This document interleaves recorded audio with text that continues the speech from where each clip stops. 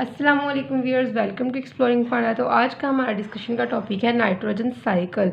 तो nitrogen cycle एक ऐसा प्रोसेस है जिसके अंदर क्या होता है कि जो एटमॉस्फेयर के अंदर नाइट्रोजन होती है वो नाइट्रेट या नाइट्राइट के अंदर कन्वर्ट हो जाती है। फिर उसके बाद जो ये नाइट्रेट या नाइट्राइट प्लांट्स जो होते हैं इसको यूज़ करते हैं और डिफरेंट जो होते हैं ऑर्गेनिक कंपाउंड इनकी सिंथेसिस के अंदर इस्तेमाल करते हैं। जब प्लांट्स डाई कर जाते हैं, मर जाते हैं, तो जो ये इनके ये ऑर्गेनिक कंपाउंड होते हैं जो जिन पार्ट्स में होते हैं ये दोबारा डिकम्पोज करते हैं सॉइल के अंदर, और सॉइल के अंदर जो बैक्टीरिया मौजूद होते हैं वो इनको डिकम्पोजिंग जो पार्ट्स होते हैं इनको अगेन कन्वर्ट कर देता है नाइट्रोजन गैस के अंदर। मतलब कि वो एक साइकिल चला है, जहाँ से नाइट्रोजन गैस के स्टार्ट हुआ था वहीं पे ही जाके नाइट्रोजन गैस दोबारा बन गई है। ठीक है ना।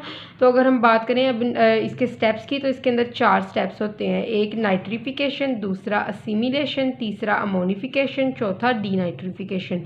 तो अगर हम नाइट्रिफिकेशन की बात करें तो नाइट्रिफिकेशन एक ऐसा प्रोसेस है जिसके अंदर अमोनिया जो होता है ये फर्दर ट्रांसफ़र हो जाता है किसके अंदर, नाइट्राइट के अंदर। ठीक है। तो अमोनिया जाएगा फर्दर नाइट्राइट के अंदर, फिर नाइट्राइट के बाद अमोनिया जाएगा नाइट्रेट के अंदर, नाइट्राइट देन इनटू नाइट्रेट। ठीक है। तो इसके अंदर जो कन्वर्जन होती है ना ये मुख्तलिफ बैक्टीरिया की मदद से होती है। ठीक है। तो वो बैक्टीरिया अमोनिया को कन्वर्ट करवाते हैं नाइट्राइट के अंदर और नाइट्राइट को कन्वर्ट करवा देते हैं नाइट्रेट के अंदर। तो उसके बाद सेकंड स्टेप है असिमिलेशन। असिमिलेशन के अंदर क्या होता है, प्लांट और other organism take nitrate and ammonia from soil.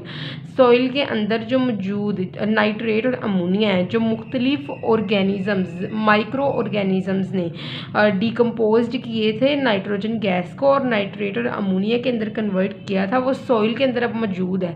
अब इसको इस्तेमाल किया जाता है मुख्तलिफ ऑर्गेनिक कंपाउंड्स बनाने के लिए, जिसके अंदर प्रोटीन्स है और उसके अलावा अमाइनो एसिड जो होते हैं उनके अंदर इसका प्रिकर्सर है ना नाइट्रोजन अमाइनो एसिड का, हमें पता है। तो इसके अलावा नाइट्रोजीनियस बेसिस जो हमारे डीएनए और आरएनए का पार्ट है वो उसके अंदर भी नाइट्रोजन होती है। ठीक है ना। तो वो सारे ऑर्गेनिक कंपाउंड के लिए इस यूज़ होती है।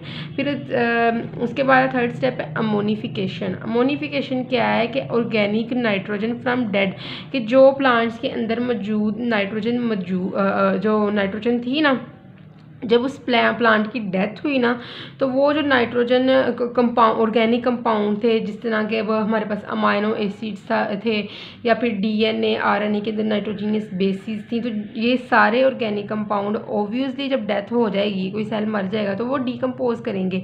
तो सर्टेन डिकम्पोजर्स जो सॉइल के अंदर पाए जाते हैं वो इन ऑर्गेनिक कंपाउंड को डिकम्पोज कर देंगे। फिर उसके बाद अमोनिया जो होगा वो release in the soil, soil के अंदर अमोनिया रिलीज होगा प्लांट्स और एनिमल्स, जहाँ पे प्लांट और एनिमल के डिकम्पोजिंग पार्ट्स के ज़रिए। ठीक है ना। तो उसके बाद क्या होता है डीनाइट्रिफिकेशन। डीनाइट्रिफिकेशन के अंदर क्या होता है कि नाइट्रेट जो होता है, नाइट्रेट जो बैक्टीरिया होते हैं ना वो अगेन कन्वर्ट कर देते हैं नाइट्रेट्स को किसके अंदर, एटमॉस्फेरिक नाइट्रोजन गैस के अंदर। ठीक है। तो सबसे पहले नाइट्रिफिकेशन। नाइट्रिफिकेशन क्या है कि अमोनिया कन्वर्ट हुआ नाइट्राइट के अंदर, नाइट्रेट के अंदर।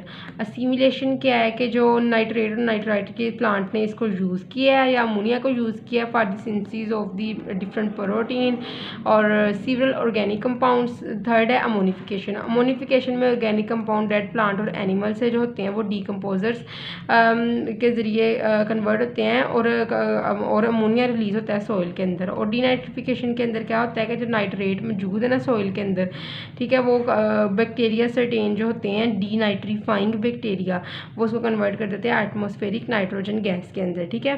तो आई होप सो कि आपको नाइट्रोजन साइकिल की समझ लगी होगी, लेकिन अगर किसी भी किस्म की कन्फ्यूजन है तो आप कमेंट सेक्शन में पूछ सकते हैं। Thank you so much. अल्लाह हाफिज़।